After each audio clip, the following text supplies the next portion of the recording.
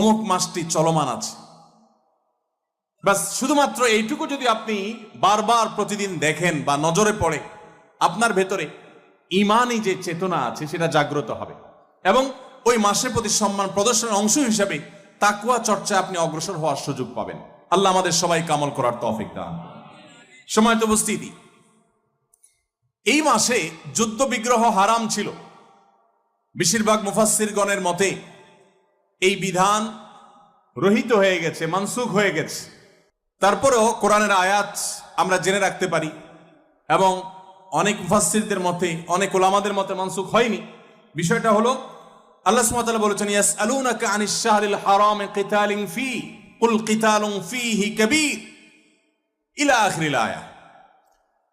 অর্থাৎ নবী সাল্লাল্লাহু আলাইহি সাল্লামকে জিজ্ঞাসা করা হয়েছিল যে সম্মানিত মাসে যুদ্ধ বিগ্রহ করার ক্ষেত্রে আল্লাহর বিধান কি।